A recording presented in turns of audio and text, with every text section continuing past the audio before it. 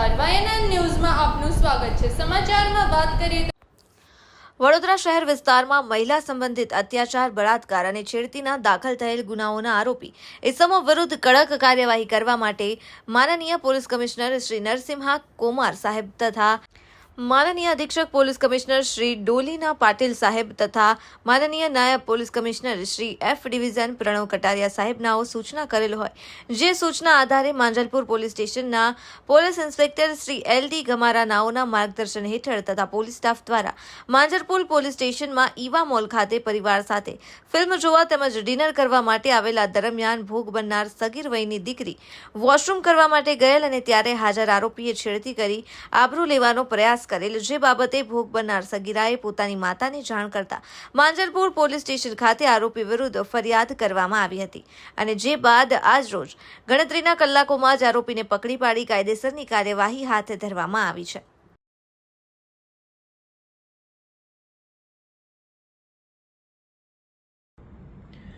ગઈકાલે માંજલપુર પોલીસ સ્ટેશનમાં એક પોક્સોનો ગુનો દાખલ થયેલો છે, જેમાં ફરિયાદી માંજલપુર વિસ્તારમાં રહે છે। ફરિયાદમાં જણાવ્યા મુજબ તેઓ સહપરિવાર ઈવા મોલ માંજલપુર ખાતે ફિલ્મ જોવા માટે અને સાંજે ડિનર કરવા માટે આવેલા તે સમયે તેમની દીકરી વોશરૂમ જવા માટે જ્યારે ગયેલ ત્યારે ત્યાં હાજર એક વ્યક્તિ તેણે રોકેલ અને તેની આબરૂ લેવાના ઈરાદે તેની સાથે છેડછાડ કરેલ।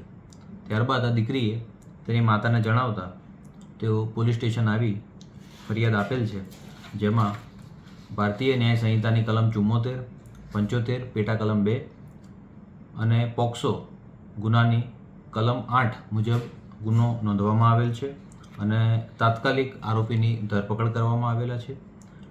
આરોપીનું નામ પારસભાઈ દિલીપસિંહ પરમાર, જે અલવાનાકા માંજલપુર ખાતે રહે છે। તો આ રીતે તાત્કાલિક પોક્સોનો ગુનો નોંધી માંજલપુર પોલીસ સ્ટેશન ખાતે આરોપીને એરેસ્ટ કરી આગળની તપાસ હાલ ચાલુ છે। Subscribe now and press the bell icon. Never miss an update.